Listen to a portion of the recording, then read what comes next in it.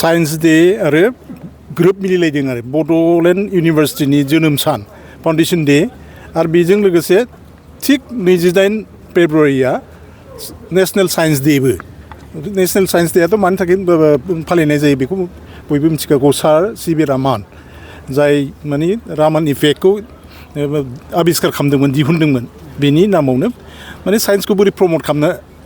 बेनि सायावनो माबा खालामनानै बेस खालामनानै बेखौ फालिनाय जादों आरो एखे टाइमावनो नैबे जोंना बड'लेण्ड इउनिभार्सिटिनि जोनोम सान एक्सुवेलि बियो आगोलाव जोंना बड'लेण्ड इउनिभार्सिटिया केम्पास क'क्राझार केम्पास गुवाहाटी इउनिभार्सिटिनि आन्दारावसोमोन बे 1997आव केम्पास हिसाबै माबा आसाम गभर्नमेन्टआ बेखौ जोंनो होदोंमोन आरो माने इउनिभार्सिटि केम्पास हिसाबै बेयो फैयै फैनानै 2009 मायथाइयाव 2009आव क'क्राझार केम्पास आन्दार गुवाहाटी इउनिभार्सिटिनिफ्राय आपग्रेडेड जानानै फुल फ्लेजेड इउनिभार्सिटि जायो माबायाव 2009आव बे जाहैबाय आसाम लेजिस्लेटिभ एसेम्ब्लियाव पास जानानै मोनसे एक महरै मोनसे नटिफिकेसन गेजेट नटिफिकेसन ओंखारनायनि उनाव फुल फ्लेजेड इउनिभार्सिटिखौ जों मोननो हायो दा 16 बोसोर जाना थांबाय दिनैसिमाव 2009निफ्राय दिनैसिमाव 16 बोसोर जाना थांबाय खिन्थु आगोलनि समफोराव जोङो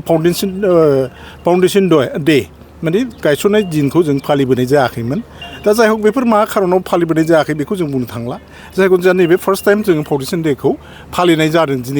दिनैनि नैबे दिनाव बे फाउन्डेसन डे फालिनायनि माबायाव लानानै जोङो जोंनिनो बिटिआरनि चिफ प्रमद बर' सारखौ जों लेंहरनानै चिफ गेस्ट हिसाबै लेंहरदों बेखौ मोजाङै मोजां फालिनो थाखाय आरो बेजों लोगोसे जोंनि इउनिभार्सिटिया केम्पास हिसाबै थानाय समाव जाय बिथांमोना सिनियर माखासे लिडारफोर जोंनिनो जायगानिनो जेरै सानसुमा खुंगुर बसुमतारी आगोलनि एमपि पार्लियामेन्टनि लकसभानि आरो बिदिनो मंगलसिं हाज'वारि पद्मश्री एवार्डी आरो बिथांमोना एक्टिभलि बै समाव केम्पास थानाय समनिफ्रायनो बिसोर ओरैबायदि नांथाबनानै मावबोदोंमोन बेखौ नैबे दिनै जे बड'लेण्ड इउनिभार्सिटिया मोनसे फुल फ्लेजेड महर मोन्दों बे महर मोननायनि आन्दोआव बिसोरनो मावनानै बेखौ गोबां नांथाबनायनि गेजेरजों मावनायनि गेजेरजों नैबेसिम दिनैनि नैबे थासारियाव नैबे स्टेजाव जों मोनफैनो हादों आरो बड'लेण्ड इउनिभार्सिटिखौ फुल फ्लेजेड महरै दा बेनो आरो जोंहा आगोलथाराव दङमोन मोनब्रै ना मोनबाल'मोन डिपार्टमेन्टआ केम्पास थानाय समाव बेनि उनाव फैयै 10थायाव फैदों बे 10था डिपार्टमेन्टस ओमफ्राय दा नैबे माबायाव 17था जाफैबाय आरो फुल फ्लेजेड इउनिभार्सिटि मोनखांनायनि परै 17था डिपार्टमेन्टस जोंहा दा जोंनाव दङ बड'लेण्ड इउनिभार्सिटिनि आन्दाराव जिहेतु दिनै बिटिआरनि गायखुंगिरि प्रमद बर'आ बड'लेण्ड मुलुगसोलोंसालि